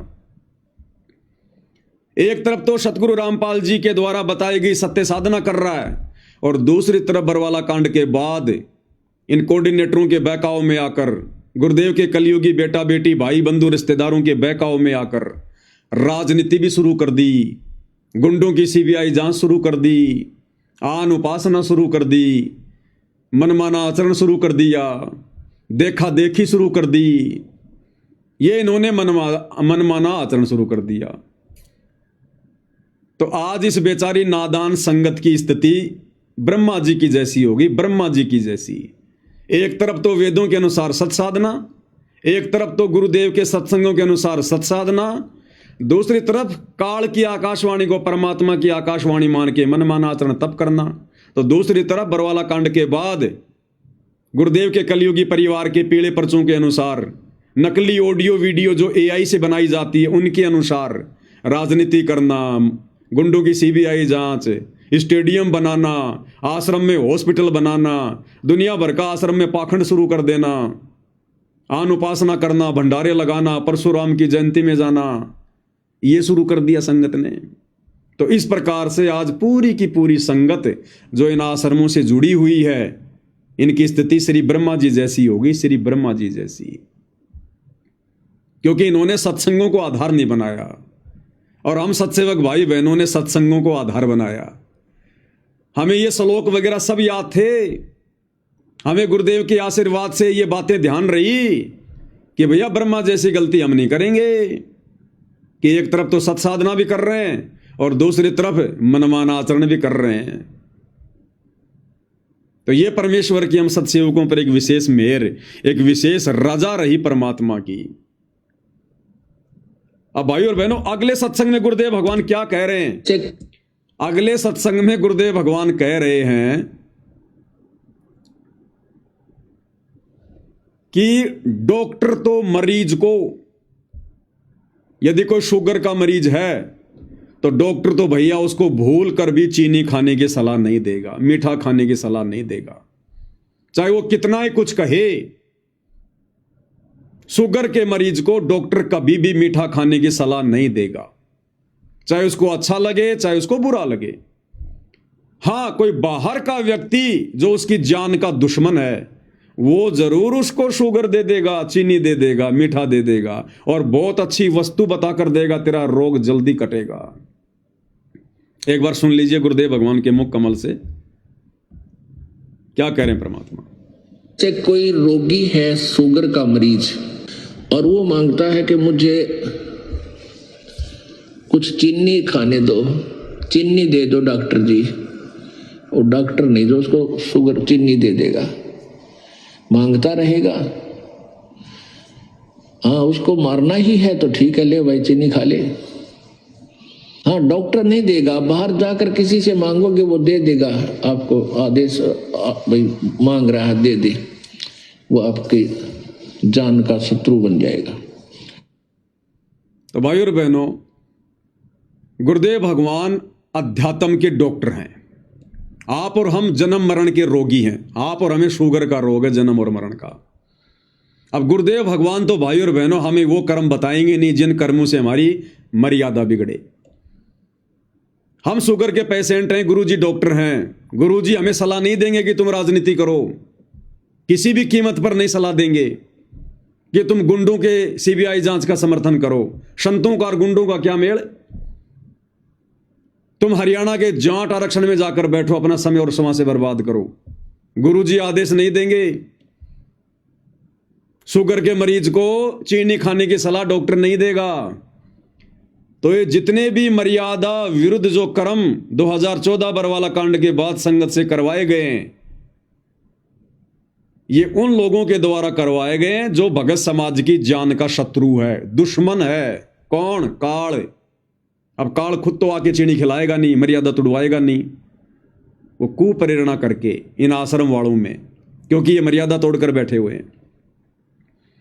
तो गुरुदेव कह रहे हैं कि डॉक्टर तो भैया किसी भी कीमत पर शुगर के मरीज को चीनी खाने की सलाह नहीं देगा। हां, कोई बाहर का व्यक्ति जरूर दे सकता है, वो जरूर आदेश दे सकता है, और यदि ऐसा उसने आदेश दिया तो समझ लेना वो तुम्हारी जान का शत्रु है, तुम्हारा दुश्मन है। तो भाई 2014 के बाद इस नादान संगत को नकली डॉक्टर बनकर और जो ये चीनी खाने का आदेश दिया है, राजनीति करने का, स्टेडियम बनाने का, आश्रम में हॉस्पिटल बनाने का, आश्रमों पे आश्रम बनाने का, अनमोल समय और क्षमा से बर्बाद करवा दी गई भक्तों की, आरक्षणों में बैठने का, गुंडों की सीबीआई जांच का समर्थन का, अयोध्या में भंडारा लगाने का, जाटों की धर्मशाला बनाने का, सुदामा के महल बनाने का, अन्नपूर्णा मुहिम के तहत गांव-गांव जाकर राशन बांटने का, परशुराम की जयंती में जाने का, तो समझ लो वो हमारी जान के पक्के दुश्मन है, पक्के दुश्मन। ये गुरुदेव के सत्संगों का निष्कर्ष है। ये सत्संग परमात्मा ने मनोरंजन के लिए नहीं किए। परम संत के सत्संग यानी एक तीर से कई निशाने होते हैं, कई निशाने। परमात्मा कथा क्या कह रहे हैं और उसके माध्यम से समझाना क्या चाहते हैं। तो संगत ने सत्संगों को आधार नहीं बनाया। ये तत्वदर्शी संत के सत्संग हैं। ये प्रेमानंद जी की मीठी मीठी बातें नहीं है, राधे राधे नहीं है। ये गूढ़ ज्ञान युक्त हैं, रहस्य युक्त हैं, कोड वर्ड में हैं। समय आने पर इनका इस्तेमाल करना पड़ता है, कौन सी बात कहां फिट होती है। तो भगत समाज को विचार कर लेना चाहिए कि हमारे शत्रु 2014 के बाद ये उल्टे कर्म करवाकर गुरुदेव का कलयुगी परिवार बना हुआ है, या फिर गुरुदेव भगवान हमारे शत्रु हैं। ये गुरुदेव के ज्ञान आधार से मैच कर लेना भाई, और अपना बचाव कर लेना, नहीं तो माफी नहीं है। अब गुरुदेव भगवान ने क्या बताया भाइयों और बहनों, इस ज्ञान को अच्छे से समझने के बाद में, जैसे वर्तमान में जो स्थिति आप और हम सभी सत्सेवक भाई बहनों की हो चुकी है, गुरुदेव के इस अमर वचन के अनुसार, सत्संग के अनुसार, गुरुदेव ने क्या बताया कि गीता जी अध्याय 8 श्लोक 1 में अर्जुन ने ब्रह्म से पूछा कि आपने अध्याय 7 के श्लोक नंबर 29 में जिस आपने जिस तत्व ब्रह्म की बात की है, सच्चिदानंद घन ब्रह्म की बात की है, वो कौन है? तो उसका जवाब गीता अध्याय 8 श्लोक नंबर 3 में दिया कि वो सच्चिदानंद घन ब्रह्म है, वो कबीर परमेश्वर है, वो कबीर वाणियां हैं, सच्चिदानंद घन ब्रह्म की वाणियां हैं, जिनमें सारे धर्म और उन कर्मों की जानकारी है कि वो तत्व ब्रह्म कौन है, कि वो सच्चिदानंद घन ब्रह्म है। और फिर आगे क्या बताया गुरुदेव ने कि उस तत्व ब्रह्म से परिचित होने के बाद, उस पूर्ण परमात्मा के विधान से परिचित होने के बाद में, तत्व ब्रह्म से परिचित होने का मतलब है उस पूर्ण ब्रह्म परमात्मा कबीर देव सतगुरु रामपाल जी के तत्व ज्ञान से परिचित होने के बाद, हर प्रकार से सभी की उन धार्मिक यज्ञों की जानकारी होने के बाद, ये प्राणी फिर कोई गलती नहीं कर सकता। फिर ये केवल जरा और मरण से छूटने का ही प्रयत्न करेगा। यहां की किसी भी सांसारिक चीज में कोई इच्छा नहीं रखेगा, यहां की किसी भी बकवाद में अपना पैर नहीं उड़ जाएगा। उस तत्व ब्रह्म से परिचित होने के बाद, यानी उस तत्वदर्शी संत के तत्व ज्ञान से परिचित होने के बाद, ये प्राणी फिर गलती नहीं कर सकता। फिर केवल इसको अपना रोग दिखाई देगा कि तू तो जन्म और मरण का रोगी है, अपना रोग कटवा ले भाई, नहीं तो दुर्गति भयंकर हो जाएगी। यहाँ पे क्या कह रहे हैं परमात्मा, ध्यान से सुनिए भाई और बहनों, फिर हम इसका निष्कर्ष निकालेंगे। अध्याय नंबर 8 के श्लोक नंबर 1 में अर्जुन ने पूछा कि आप जी ने जो 7वें अध्याय के 29वें श्लोक में बताया है कि तत्व ब्रह्म को जान के और सारे अध्यात्म स्पिरिचुअल नॉलेज से, कंप्लीट स्पिरिचुअल नॉलेज, संपूर्ण अध्यात्म ज्ञान से परिचित और सभी कर्मों से परिचित प्राणी केवल जरा और मरण के इस संकट से छूटने का प्रयत्न करता है। जरा माने बुढ़ापा, बुढ़ापे का दुख, मरण माने मृत्यु का कहर। ये दोनों दुख यहाँ पर कंपलसरी। तो जिसको ये ज्ञान हो जाता है, तो तत्वदर्शी संत की शरण में चले जाते हैं, उनको तो संपूर्ण अध्यात्म ज्ञान प्राप्त हो जाता है। फिर वो केवल उस तत्व ब्रह्म से परिचित हो जाते हैं, तत्व ब्रह्म से और सारे अध्यात्म ज्ञान से, सब कर्मों से। जैसे कोई किसी से कोई धोखा करेगा तो उसका फल भोगना पड़ेगा, चोरी करेगा तो वो देना पड़ेगा, उसके गधा बन कर देना पड़ेगा। तो ये कर्मों से परिचित हो जाने के उपरांत प्राणी गलती नहीं करेगा, भूखा रह सकता है। क्या कह रहे हैं गुरुदेव, उस तत्व ब्रह्म से परिचित होने के बाद, तत्वदर्शी संत से उपदेश लेने के बाद, तत्व ज्ञान से परिचित होने के बाद, अब गुरुदेव के जो सत्संग है वो तत्व ज्ञान है, उससे परिचित होने के बाद ये प्राणी फिर गलती नहीं कर सकता। तो भाई और बहनों, यदि ये नादान संगत जो आज सतलोक आश्रमों से जुड़ी हुई है, अगर ये गुरुदेव भगवान के तत्व ज्ञान युक्त सत्संग सुनकर उस तत्व ज्ञान से, तत्व ब्रह्म से परिचित हो गई होती, तो भाई और बहनों फिर ये बकवाद नहीं कर सकते थे, फिर किसी का पेड़ा पर्चा इनको डगमग नहीं कर सकता, कोई भी कोऑर्डिनेटर इनको उल्टे रास्ते पर नहीं चला सकता था, गुरुदेव का परिवार संगत को भ्रमित नहीं कर सकता था, आरक्षणों में नहीं बैठा सकता था, गुंडों की सीबीआई जांच में नहीं बैठा सकता था, किसी भी कुपात्र के हाथों में फिर यह संगत 1 रुपया भी भूल कर नहीं देती, अगर यह संगत तत्व ब्रह्म से परिचित हो जाती तो। इसलिए दास बार बार कहता है कि आश्रमों से जुड़ी संगत को तो तत्व ज्ञान की छींट भी नहीं है। अब उस तत्व ब्रह्म से कौन परिचित हुआ? सारे धर्मों की, उन कर्मों की, आध्यात्मिक यज्ञों की जानकारी किसको प्राप्त हुई? केवल साध संगति से जुड़े हुए सत्सेवक भाई बहनों को। तभी तो हमें अपना ये जन्म मरण का रोग दिखाई दे रहा है। हम लोग एक एक कदम भक्ति मार्ग पर फूंक फूंक के रख रहे हैं कि हम किसी के पीले पर्चों के गुलाम नहीं हैं, हम गुरुजी के कलयुगी परिवार के गुलाम नहीं हैं, हम किसी कोऑर्डिनेटर के गुलाम नहीं हैं, हम गुलाम हैं अपने भगवान के और उनके तत्व ज्ञान के। सत्संग ही हमारे गुरु हैं, ज्ञान ही हमारा गुरु है, और जैसा हमें परमात्मा का विधान निर्देशित करेगा हम वैसा ही चलेंगे। तो तत्व ज्ञान से, तत्व ब्रह्म से केवल सत्सेवक भाई बहन परिचित हुए हैं, जो काल की किसी भी प्रकार की सूक्ष्म चाल में फंसने से बचे हुए हैं। और तभी भाई और बहनों हम यहाँ से अपनी भक्ति को सफल करके गुरुदेव के साथ में बाहर निकल पाएंगे। इसलिए तो परमात्मा कहते हैं ये संसार विघ्न की घाटी कोई निकलेगा बिरला सूर। ये संसार विघ्न की घाटी है, बहुत टेढ़ा मेढ़ा रास्ता है। काल इतनी आसानी से भक्ति परवान नहीं चढ़ने देगा, मर्यादाओं में नहीं रहने देगा। ये संसार विघ्न की घाटी और कोई निकलेगा बिरला शूर। कौन बिरला? जो उस तत्व ब्रह्म से परिचित हो जाएगा। तत्व ब्रह्म से अब ये नादान संगत भाई और बहनों ना तो उस तत्व ब्रह्म से परिचित है और ना तत्व ज्ञान से परिचित है। तत्व ब्रह्म कौन?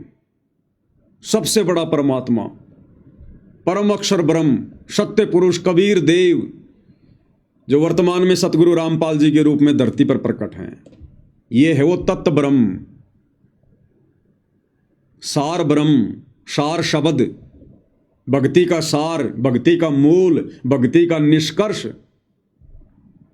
इस तत्व ब्रह्म से केवल संगत परिचित है, साध संगति से जुड़े हुए भाई बहन। और इसी कारण से हम भाई बहनों ने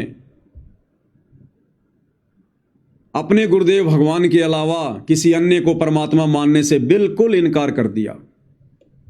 हमारे हृदय में, हमारे दिलो दिमाग में, हमारे घर में, हमारे घट में हमारे पूज्य गुरुदेव भगवान के अलावा दूसरा कोई तत्व ब्रह्म नहीं है।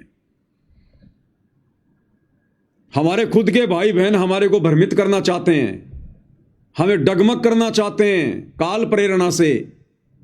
काल खूब कोशिश करवा रहा है। एक वो 25 मिनट की इन्होंने AI से फिल्म बनाई, संत और परमात्मा का अद्भुत मिलन। वो काल ने इसीलिए तो बनवाई कि साथ संगत वालों को भ्रमित किया जाए, और ऑलरेडी जो लोग आश्रमों में आते हैं जो भ्रमित हैं उनको और ज्यादा भ्रमित किया जाए और गुरु को परमात्मा ना मानने दिया जाए। और आज उस वीडियो को देखने के बाद में सतलोक आश्रमों से जुड़ी हुई संगत अपने दिलो दिमाग में इस बात को गांठ बांध चुकी है कि सतगुरु रामपाल जी परमात्मा नहीं है। सतगुरु रामपाल जी तो 1997 में सतलोक चले गए, उनको तो कबीर जी ने सतलोक भेज दिया। अब तो संत रामपाल जी के चोले में कबीर जी हैं, यानी सत रामपाल जी परमात्मा नहीं है, संत रामपाल जी के रूप में कबीर जी हैं। काल ने उस फिल्म के माध्यम से संगत के ऊपर बहुत गहरा अपना शिकंजा कस डाला और साथ संगत वालों को भ्रमित करने की कुचेष्टा थी ये। लेकिन साथ संगत वालों को तो परमात्मा ने पहले से ही तत्व ब्रह्म से परिचित करवा दिया कि तुम्हारे गुरु के अलावा दूसरा कोई कबीर नहीं है, कोई तत्व ब्रह्म नहीं है। और आज इसी दिशा में भाई और बहनों, आप सभी सत्सेवक भाई बहनों के विश्वास को और अधिक दृढ़ बनाने के लिए आज ऐसा एक और ठोस प्रमाण गुरुदेव के सत्संग से, जो आज से पहले किसी भी भगत भाई बहन ने नहीं सुना होगा, नहीं देखा होगा, सत्संग जरूर सुना होगा लेकिन हमारे दिमाग में वो बात नहीं आई होगी जो गुरुदेव बोल गए। हम लोग बार बार क्या कहते हैं भाई और बहनों कि परमेश्वर अपनी जुबान का पक्का है। कल आपको वीडियो में भी दिखाया था जिसमें गुरुदेव कह रहे थे कि परमात्मा जुबान का पक्का है, उसका विधान कभी डगमग नहीं होता, उसके नियम, उसकी मर्यादा अटल हैं। साध वचन पलटे नहीं, पलट जाए ब्रह्मांड। और 650 साल पहले उसी जुबान के पक्के परमात्मा कबीर जी ने धर्मदास जी के माध्यम से कबीर सागर लिखवाया। और क्या वाणी लिखवाई कि 12वें पंथ हम ही चल आवें, सब पंथों को मिटाकर एक पंथ चलावें। तो 12वें पंथ में उस जुबान के पक्के कबीर परमात्मा ने खुद ही आना था, खुद ही 12वें पंथ में। और 12वें पंथ में आने के लिए उस कबीर परमात्मा ने वैसी ही लीला की जैसी लीला परमात्मा हर एक युग में करते हैं। 8 सितंबर 1951 को वो कबीर भगवान शिशु रूप में भारत देश की पवित्र भूमि पर प्रकट हुए, गांव धनाना में। हम सब की चरम दृष्टि को धोखा देते हुए काल की दृष्टि को धोखा देते हुए, क्योंकि इससे बड़ा कोई ठगवाड़ा नहीं है। नानक जी कहते हैं, ए ठगवाड़ा ठगी देश, धानक रूप राख करतार। वेदों में इस परमात्मा को तस्करा कहा गया है, तस्करा। आंखों में धूल झोंककर अपना कार्य सिद्ध करने वाला। तो 8 सितंबर 1951 को यह परमात्मा धरती पर सह शरीर प्रकट हुए, क्योंकि यह स्वयंभू परमात्मा है। ना सतगुरु जननी जने जाके माना बाप, पिंड ब्रह्मण से रहित है ना वहां तीनों ताप। सतगुरु कभी किसी मां से जन्म नहीं लेता।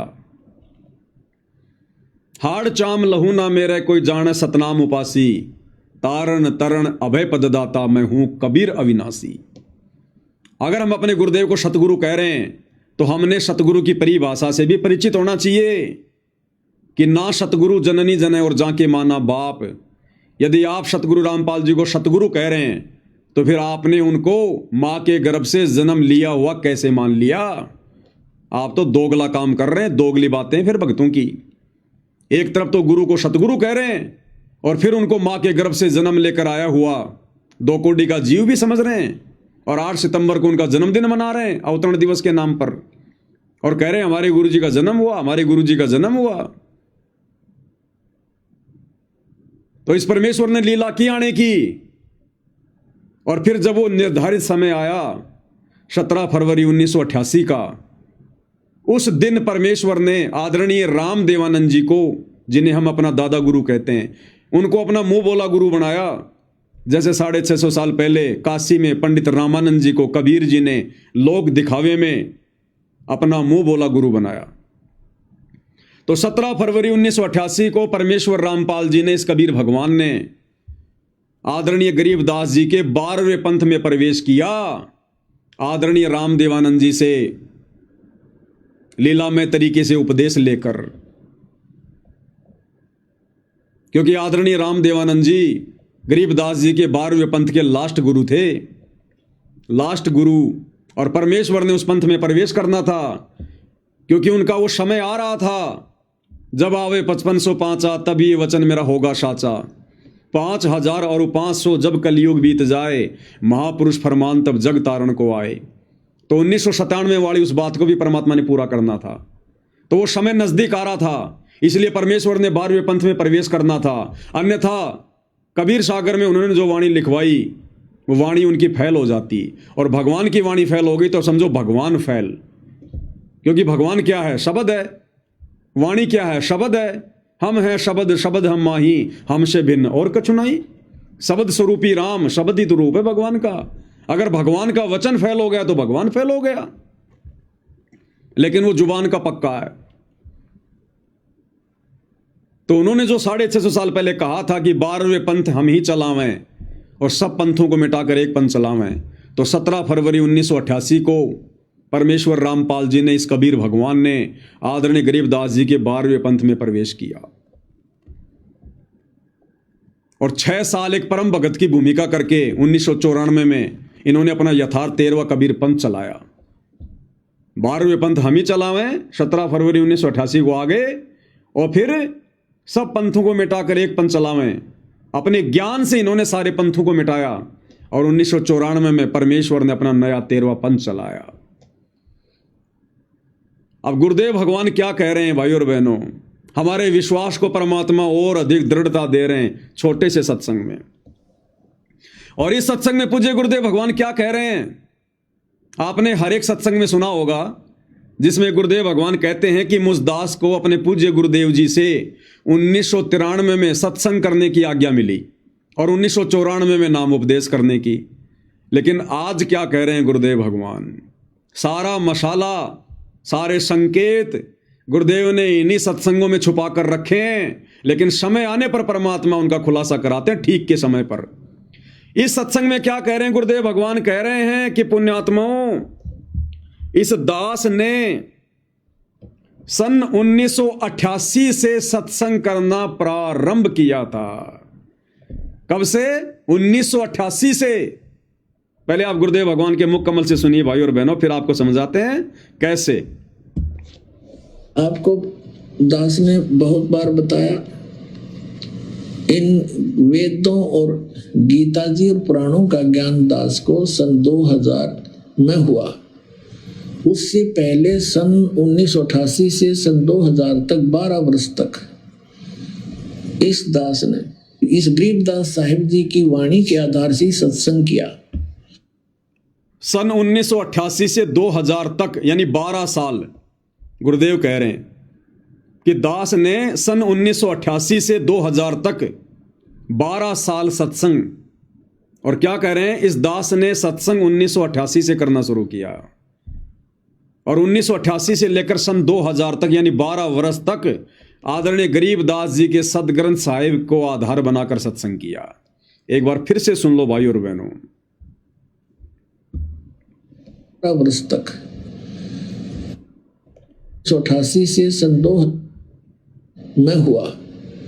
उससे पहले सन 1988 से सन 2000 तक 12 वर्ष तक इस दास ने इस गरीबदास साहिब जी की वाणी के आधार से सत्संग किया, और इसके आधार से जो सत्संग किया वो भी हमारे जो पुराने भक्त उनको सबको मालूम है, वो कैसेट अभी तक उनके पास उपलब्ध है। और फिर ये सदग्रंथों प्रमाण देखे, ओए होए, अब क्या बताते हैं। तो गुरुदेव भगवान ने सत्संग का समय क्या बताया, 1988 से सन 2000 12 साल गरीबदास जी की वाणियों के अनुसार मैंने सत्संग किया। परमात्मा कह रहे हैं कब से कब तक, 1988 से सन 2000 तक। और फिर क्या करें परमात्मा, इस दास को वेदों और गीता का ज्ञान तो सन 2000 में हुआ, उससे पहले 1988 से लेकर सन 2000 तक 12 वर्षों तक गरीबदास जी की वाणियों के अनुसार सत्संग किया। अब 88 में गुरुदेव ने सत्संग कब किया भाई? अरे 88 में तो नाम लिया गुरुजी ने, वो तो एक भगत बने थे, सत्संग तो उनके गुरुदेव किया करते थे। 88 में कब सत्संग किया परमात्मा ने? 17 फरवरी 1988 को तो उन्होंने उपदेश लिया भाई। ये आश्रम वाले गुरुदेव का बोध दिवस मनाते हैं 17 फरवरी को, कि 17 फरवरी 1988 को संत रामपाल जी को अध्यात्म का ज्ञान हुआ। उससे पहले तो संत रामपाल जी को पता ही नहीं था कि भक्ति क्या होती है। इस कारण से ये आश्रम वाले गुरुदेव को जीव मानकर, मनुष्य मानकर उनका बोध दिवस मनाते हैं। बोध यानी ज्ञान, बोध यानी ज्ञान, और दिवस यानी दिन, वो दिन जिस दिन संत रामपाल जी को आध्यात्मिक ज्ञान हुआ। और गुरुजी कह रहे हैं कि मैंने 1988 में सत्संग करना शुरू कर दिया था। अरे भैया, कबीर पंथ में 1988 में सत्संग कौन करेगा? जिसको पूरा ज्ञान होगा। अब भाई और बहनों, 17 फरवरी 1988 को गुरुदेव ने सत्संग किया, और सत्संग कौन कर सकता है? परमात्मा। आपको कई बार सुनाया गुरुदेव के मुख कमल से कि सच केवल परमात्मा ही कह सकता है, सत्संग केवल परमात्मा ही कर सकता है, दूसरा कोई सच कह ही नहीं सकता। अब यहां गुरुदेव क्या कह रहे हैं कि इस दास ने 1988 में सत्संग करना शुरू कर दिया, और सत्संग कौन कर सकता है? सुन लो। परमात्मा, सत्संग परमात्मा ही किया करते हैं, क्योंकि सत्य भगवान ही बोल सकता है, सत्य परमात्मा ही बता सकता है। क्लियर हो गया? सत्संग परमात्मा ही कर सकता है, भगवान ही करता है। और गुरुजी कह रहे हैं कि मैंने 1988 से सत्संग करने शुरू कर दिए थे। तो भाई और बहनों, पहला सत्संग गुरुदेव ने कब किया? इस कलयुग की बिचली पीढ़ी में 17 फरवरी 1988 को। और 17 फरवरी 1988 को पहला सत्संग यानी पहला ज्ञान, पहला उपदेश किसको दिया? दादा गुरुजी को, आदरणीय राम देवानंद जी को। 17 फरवरी 1988 को परमेश्वर रामपाल जी ने नाम उपदेश दिया, उनको ज्ञान दिया कि प्यारी आत्मा, अब तेरा काम समाप्त हुआ, तेरे को केवल यहीं तक लेकर आना था मैंने। अब बैठ के तू अपनी भक्ति कर, और लोक दिखावे में आप मेरे गुरु बने रहो, और बाकी मैंने आपको उपदेश दे दिया है, अपनी भक्ति करो, अपना बेड़ा पार कराओ। और गुरुदेव ने क्या बताया कि मेरे गुरुजी ने मुझे प्रथम नाम और शतनाम दोनों एक साथ दे दिए, जबकि उन्होंने नहीं दिए, उनके पास तो था ही नहीं। 17 फरवरी 1988 को परमेश्वर रामपाल जी ने अपने मुंह बोले गुरु आदरणीय राम देवानंद जी को, क्योंकि वो अच्छी आत्मा थी और अच्छी आत्मा को दोनों मंत्र एक साथ दिए जा सकते हैं, प्रथम नाम और शतनाम। तो परमेश्वर रामपाल जी ने 17 फरवरी 1988 को आदरणीय राम देवानंद जी को ये प्रथम नाम और शतनाम दोनों एक साथ दिए, और उसके एक सप्ताह के अंदर अंदर उनको सार नाम दे दिया। लेकिन सार शब्द नहीं, सार शब्द तो उनको दोबारा से मनुष्य जन्म लेना पड़ेगा।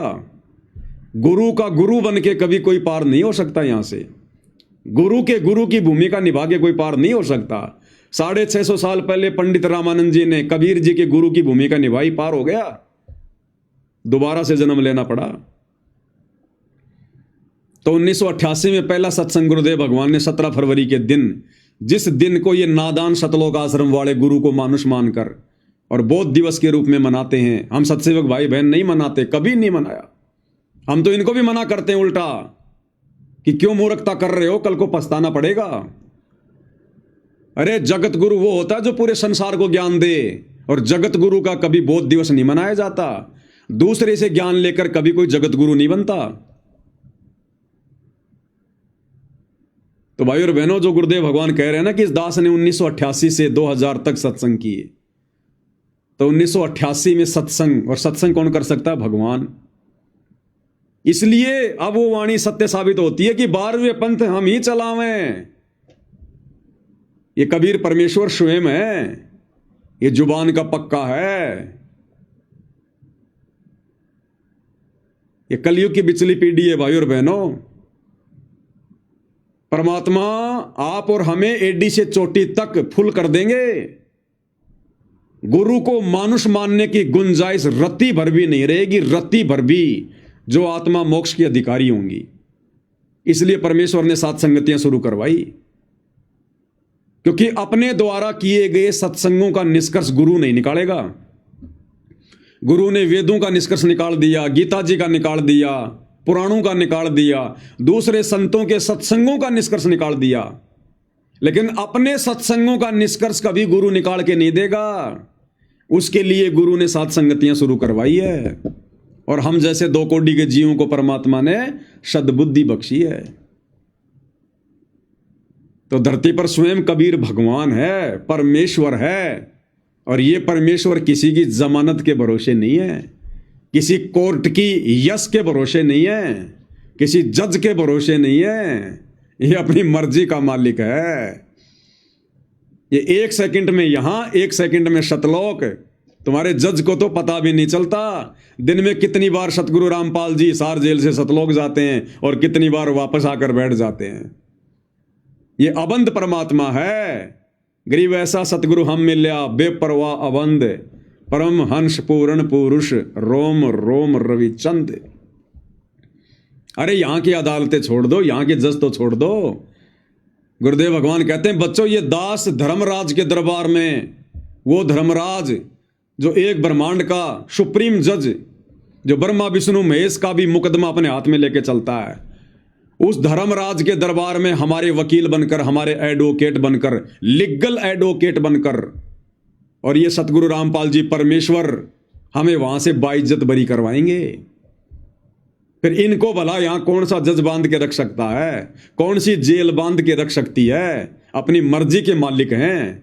अपनी मर्जी से गए, अपनी मर्जी से जज की वो कलम चलवाई, और जिस दिन बाहर आना होगा अपनी मर्जी से जज की कलम चलवाएंगे।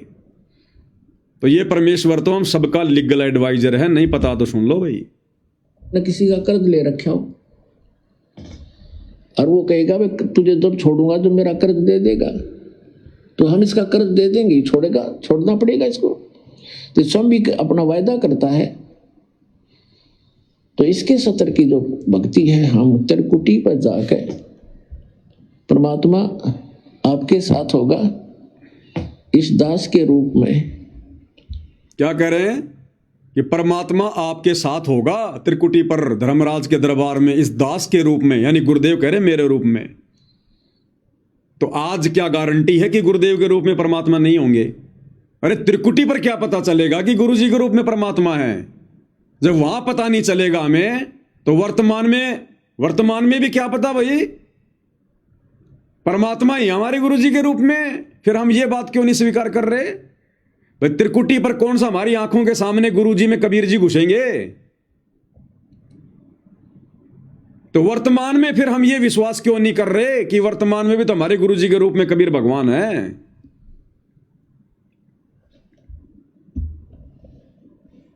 आपके सारे अकाउंट कराएगा।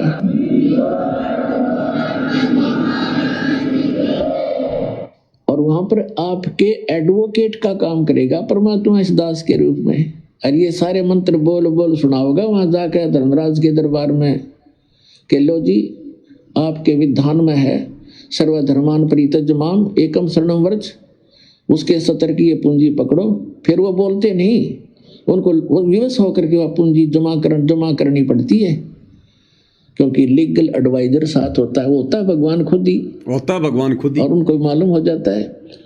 तो इस प्रकार पुण्यात्माओं किसी भी ऑफिस में आप जाते हो और आपका एडवोकेट साथ हो, तो वो आधे वैसे डिप्रेस हो जाते हैं कि जानकार आदमी है, वो अटपट करोगे तो तुम्हारी फिर बात बिगड़ जाएगी। तो इसलिए गुरु की आवश्यकता आपको अंतिम श्वास तक पड़ेगी। और गुरु पूरा गुरु हो। अब भाई और बहनों, यहां के जजों को तो भारत देश के संविधान का भी पूरा ज्ञान नहीं होता। सुप्रीम कोर्ट के जज को भारत के संविधान का भी पूरा ज्ञान नहीं होता, उसको भी देखना पड़ता है खोल खोल के। और फिर पूरी दुनिया में कितने देश, कितने संविधान, और फिर 5 करोड़ पृथ्वियां तो अकेले स्वर्ग में हैं, वहां के कितने जज होंगे, कितना संविधान होगा। और इस परमेश्वर रामपाल जी के आगे वो एक ब्रह्मांड का, तीनों लोगों का सुप्रीम जज धर्मराज भी थर थर कांपता कि भाई जानकार आदमी है, ये भगवान है, अगर जरा भी अटपट कर दी तो मामला बिगड़ जाएगा, इनसे बढ़कर कानून का जानकार और कोई नहीं है। तो भाई और बहनों, ये परमात्मा किसी जज के दबाव में बैठे हैं क्या? इनको किसी वकील की जरूरत है क्या बाहर आने के लिए? ये केवल भाई और बहनों यहां के विधान को पूरा करते हैं परमात्मा। एक सभ्य नागरिक की भूमिका निभाते हुए परमात्मा केवल यहां के विधान को फॉलो करते हैं। इन्हें जरूरत नहीं है, इनके ऊपर किसी का विधान लागू नहीं है, इनका विधान पूरी सृष्टि पर लागू है। तो आप और हम सत्सेवक भाई बहनों का सौभाग्य जो हमें ऐसे परिपूर्ण अदली न्यायकारी परमात्मा मिले हैं।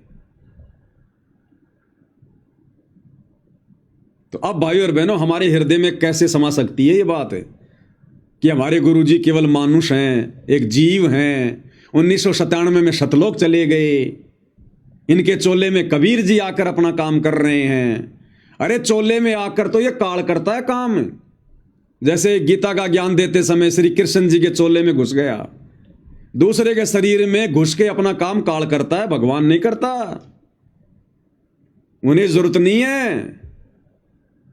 कल आपने सुना परमात्मा वाणी में क्या कह रहे थे? पूर्ण ब्रह्म है आप विधाता, जब चाहे चोला धर आता।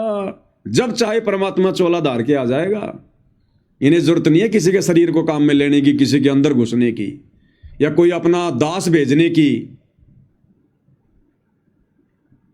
तो ये काल भाई और बहनों सूक्ष्म रूप में इन आश्रम वालों के माध्यम से पूरी संगत पर छाया हुआ है। आप और हम बेखबर हैं, ये काल बेखबर नहीं है। ये अपना भोजन इतनी आसानी से नहीं जाने देता, ये बैकग्राउंड में पूरी लड़ाई लड़ रहा है।